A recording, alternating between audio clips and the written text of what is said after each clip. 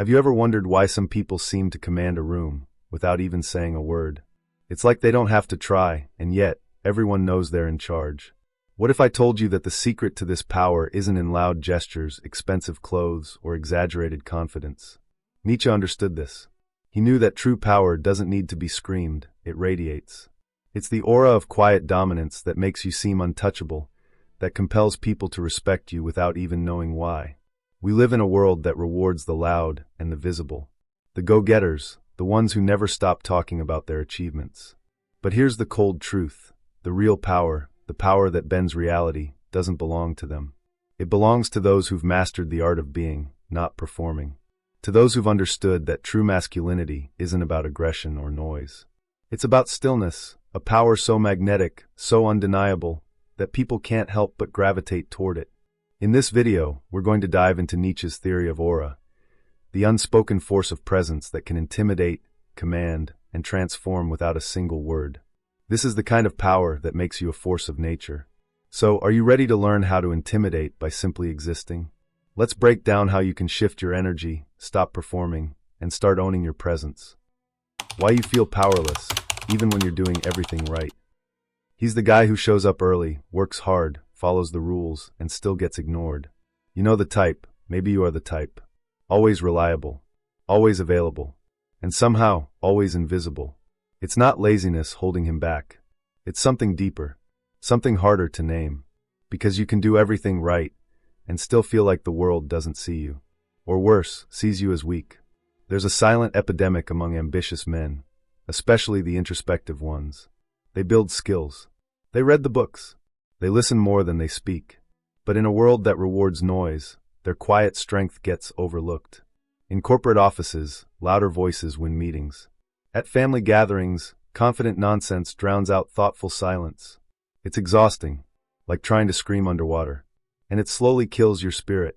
You start to doubt yourself. Maybe I'm just not enough. But that's not the truth.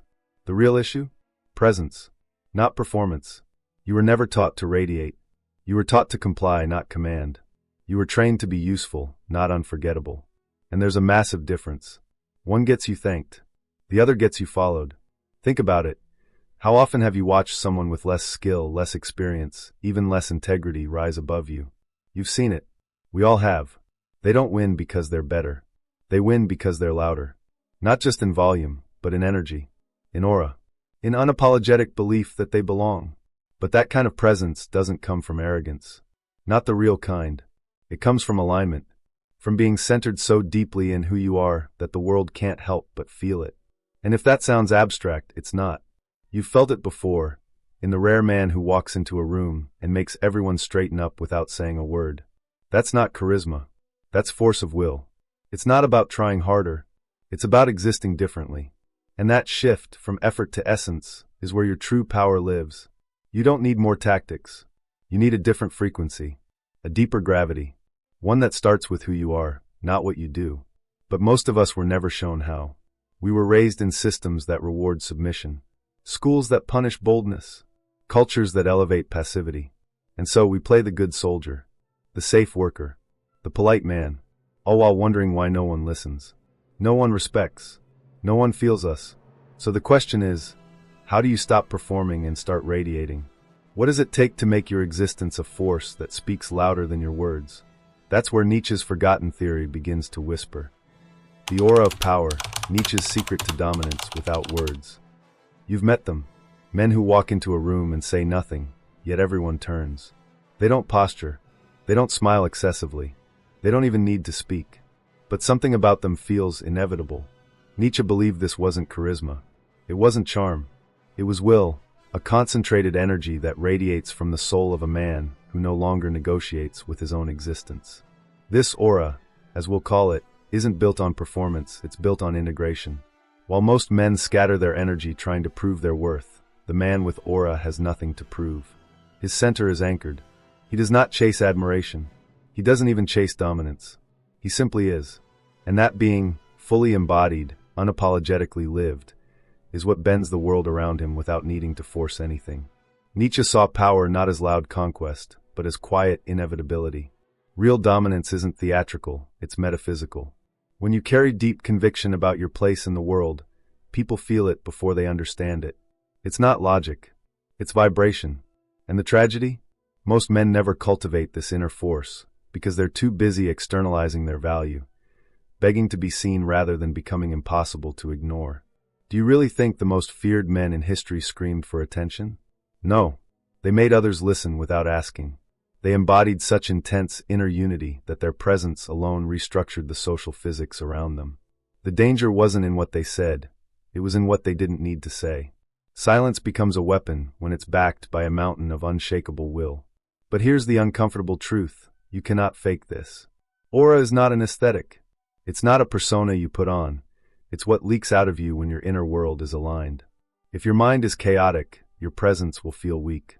If your convictions are hollow, your words will fall flat. The aura begins not with domination of others, but with the domination of yourself. Your fears, your impulses, your uncertainty. So ask yourself this, how much of your life is reaction? How much of your energy is spent managing impressions, soothing discomfort, chasing validation? Aura cannot grow in a man who is still begging the world to confirm he's enough. Nietzsche's philosophy demanded self-overcoming, not to impress, but to become. To reach a state where even your silence carries the weight of destiny. Imagine walking into a room and saying nothing, yet everyone notices. Not because of your clothes, not because of your title, but because your energy has mass. Because your presence announces, I don't need you to approve of me. I approve of myself, and that makes me untouchable. That's what Nietzsche pointed to. A man who no longer seeks to dominate, because he already has. So ask yourself, do people feel you before they hear you? Does your presence whisper inevitability, or does it scream for permission? Most men want to be powerful. Few are willing to do the internal excavation it takes to become magnetic. If you want to intimidate by existing, don't start by raising your voice. Start by raising your depth. That's where the real aura lives. You've been trained to be harmless, here's how. From the moment you're born, the world starts sanding down your edges. Not because it hates you, but because it fears what you could become. In school, you're rewarded not for independent thought, but for obedience. At home, you're told to be nice, agreeable, respectful, even when something in your gut says no.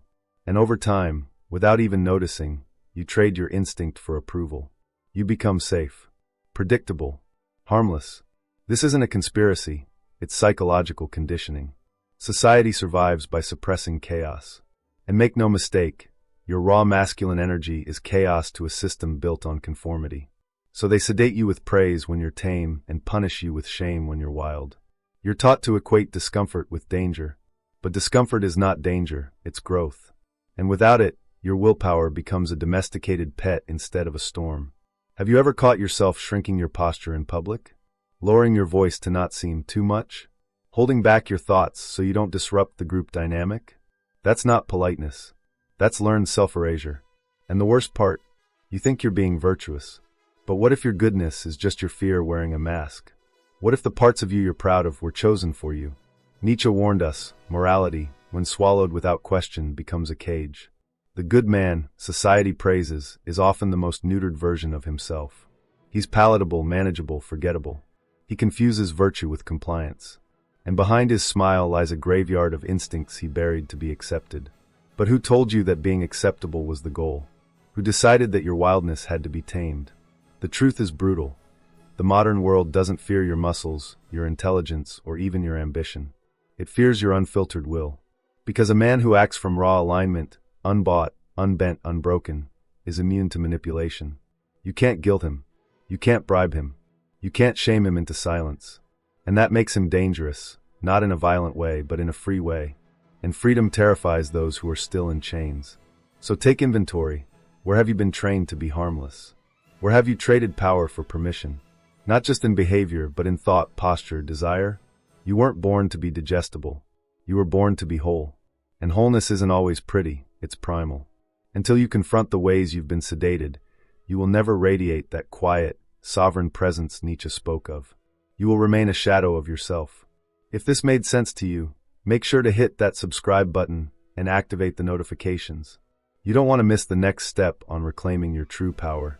Also, leave a comment with "I'm breaking free" if you're ready to break out of the chains and start living life on your own terms. How to build an aura that intimidates without trying. Forget everything you've been told about power. It's not in your voice, your job title, or your bank account. The men who radiate silent dominance don't talk about it, they embody it. Their presence doesn't announce itself, it lingers. It reshapes the emotional air around them. And the unsettling part, most of them aren't trying. They're simply aligned. Alignment is when your thoughts, actions, values, and identity all point in the same direction. No inner conflict. No second guessing. No need to pretend. This creates stillness, not the passive kind, but the lethal kind. The kind of stillness that unnerves people because it doesn't flinch. Have you ever stood next to someone who made you feel exposed, without saying a single word? That's the energy of someone who has done the inner work. They've confronted the chaos inside themselves so completely that nothing outside can destabilize them. That's why aura is not about charisma. It's about coherence. People feel your mental clarity before they hear your words. And if you're fragmented, unsure, insecure, they feel that too. You can't fake what you haven't integrated. So how do you build it? Start with posture, but not in the way you think. This isn't about puffing your chest or squaring your shoulders like a wannabe alpha. This is about the posture of stillness. Can you stand comfortably in your own skin, without fidgeting, without checking your phone, without needing approval? Most people can't. Most people leak nervous energy with every gesture. That's your first edge. Contain yourself.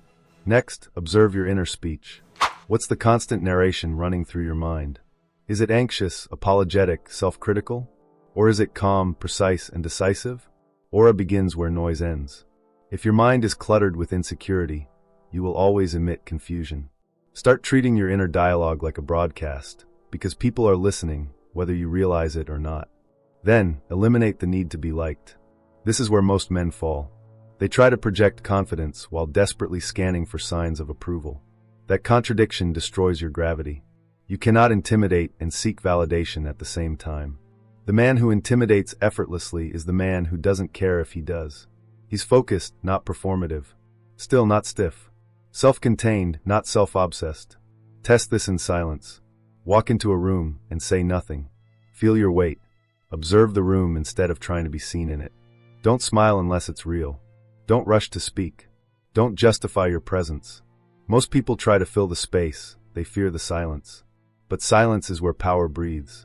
Hold it long enough, and they'll start reacting to you without even knowing why. Finally, understand this. You're not building an act. You're uncovering what was buried. The version of you that radiates without trying isn't manufactured, it's remembered. It's who you were before the world taught you to apologize for existing. Aura is just the return to that original posture, grounded, unafraid, and whole. When you stand in that truth, no one dares to look away. Why most people will try to break you once you change. You thought becoming stronger would bring respect. But what you'll find is something darker, resistance. The moment you stop apologizing for your presence, people around you will flinch. Some will test you. Others will try to pull you back into your old shape. Not because they hate you, but because your transformation threatens the fragile story they live in. Every social circle has an invisible contract. Don't grow too much. Don't outpace us. Don't change the balance. When you start walking differently, speaking less, moving with intention, prioritizing your energy, people feel it. And the ones who once felt comfortable around you may begin to squirm. Why? Because now they see themselves more clearly, and they don't like what's reflected back. Your silence becomes judgment. Your boundaries feel like rejection. Your refusal to explain yourself will be labeled as arrogance. But pay attention, this is not about you. It's about their discomfort with your self-possession. In a world of emotional dependency, independence is violence. You no longer play their psychological game, and that makes you unpredictable. And here's the truth most won't tell you. Power isolates. Not because you're cold or cruel, but because people project onto strength what they can't yet face within themselves. You'll lose people, not because you're doing something wrong, but because you finally stopped doing what made you acceptable. That's the price of becoming untouchable. You don't belong to them anymore. You must prepare for this energetically. When people test your boundaries, they're not always conscious of it. A sarcastic jab here. A subtle insult there. A passive-aggressive comment disguised as concern. They want to poke the mask, to see if your new strength is real or just another phase. This is your crucible. Can you hold your posture, your stillness, your clarity, without needing to fight back? This is where many fall. They try to explain their new self. They overtalk. They justify. They want others to understand. But power doesn't beg for understanding. Power doesn't explain its evolution, it embodies it. Every time you dilute yourself to make others comfortable, you fracture your aura. You trade depth for approval. And approval is cheap currency. It buys nothing that lasts. Ask yourself, are you willing to be misunderstood to stay aligned? Are you willing to be disliked, even hated, for walking your truth? Because this is where many break, not from failure, but from social pressure. They crawl back into smallness because exile is lonely. But here's the twist. On the other side of that exile, you meet others who've also walked through the fire. And that's where real respect begins. So when they push, don't flinch. When they mock, don't respond. When they leave, let them. Because the man who intimidates by simply existing does not need to prove anything. He doesn't argue with those who don't get it. He simply continues, calm, clear, unstoppable. Let them test you. Let them stare. The storm they're trying to survive is you. The new masculine power nobody teaches you. You've been told that masculinity is about strength, muscle, aggression, dominance. But the truth is, that's a fragile, outdated version of power. Real masculine energy isn't about pushing, forcing, or screaming your way to the top. It's about stillness. It's about becoming so grounded in who you are that nothing in this world can shake you. This is the new form of power, and it's the one no one is teaching you. True strength isn't loud. It doesn't announce itself with grand gestures. It simply is. It's the man who walks into a room, and without saying a word, people feel his presence. His energy doesn't demand attention, it commands it.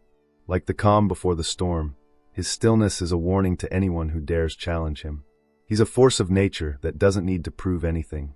His mere existence shifts the air around him. What if you stop performing? What if you stop chasing after every accolade, every approval? Most men spend their entire lives pretending, chasing validation, wearing masks, constantly shifting their shape to please others. But real masculine power comes when you stop doing that. You stop seeking. You stop proving. You stop being everything for everyone. Instead, you become yourself, and that, in itself, is terrifying. When you embody this stillness, you become like gravity. You draw people towards you, yet, paradoxically, you repel those who are not aligned with your energy. Just as the storm pulls everything into its center, you start to command the world around you, without ever raising your voice. You become untouchable, not because you've isolated yourself, but because your energy is so solid, so impenetrable, that no one dares to challenge it. The storm is never concerned with the damage it causes. It doesn't ask for permission. It simply exists, moving with purpose, shaping everything in its path. This is the power of true masculinity, a force that doesn't fight for attention, but demands respect through its presence. You'll no longer be chasing after status or validation. You'll be a magnet, naturally attracting what you need while effortlessly repelling what isn't meant for you. This isn't about being cold or distant. It's about being clear, being aligned with your purpose. The storm is focused, driven, and unyielding, but it knows when to stop, when to stay calm. This power isn't about anger or domination, it's about clarity. When you are clear in your vision, your energy becomes unstoppable. Nothing can cloud your mind or shake your resolve. The world bends to you, not because you force it, but because you are. But let's face it, this power is uncomfortable. It's unnerving. Most people are not used to this level of stillness. They're used to chaos. They're used to noise. When they encounter a man who is fully embodied in his own power, they don't know how to react. And that's why many will try to break you. But the storm doesn't care. It doesn't need anyone's approval. It simply exists, powerful and unstoppable. So ask yourself, are you ready to be the storm? Are you ready to embody the kind of masculine power that doesn't ask for permission or validation? The kind that doesn't need to prove itself? Because once you embrace this stillness, once you stop chasing and start being, you'll change everything around you. The world won't shape you anymore. You will shape the world. By now, you've likely realized something unsettling. You've been living in a world where your power has been muted. Society doesn't want you to stand out. It wants you to blend in, to be small, predictable, and harmless. But real power? That's not about fitting in. It's about standing out in a way that others can't ignore. It's about developing an aura that commands respect, not through force, but through presence. So, where do you go from here? You start by shifting your internal world. It's not enough to change how you behave on the outside. True power starts within. It's about understanding that your value isn't dependent on anyone's recognition. Once you stop seeking validation, you start emanating the kind of quiet dominance that makes others feel your presence before you even speak. But here's the catch. Once you tap into this new energy, things will start to change around you. Some people will resent it. They'll try to challenge you, test your limits, or make you feel like you don't belong in your new, powerful state. That's the price of evolution. It's uncomfortable, but it's worth every step. Because once you embody this new presence, nothing will ever be the same again. So ask yourself this. Are you ready to stop performing for others and start existing for yourself? Are you willing to embrace a power that doesn't shout, but commands? When you unlock your true potential, you'll realize something incredible. Power isn't about what you do, it's about who you are. And when you own that, the world will bow to your presence, whether you say a word or not. The question is, are you ready to let go of everything that's been holding you back and step into the silent power you were always meant to wield? The world is waiting for you to show up as your truest, most powerful self. The only thing standing in your way is you. If you're ready to stop blending into the background and start owning your presence, then don't wait. Subscribe to the channel and hit the notification bell so you don't miss the next steps in unlocking your true power. But more than that, start now. Begin observing the energy you radiate. Start aligning yourself with your inner will and watch how your world begins to shift. And hey, if this video resonated with you, drop a comment below. Share your thoughts. What part of your presence are you ready to claim? What's been holding you back from owning your power? The journey to true dominance starts today, and it starts with you. So, step into your power, and let's continue this conversation. See you in the next video.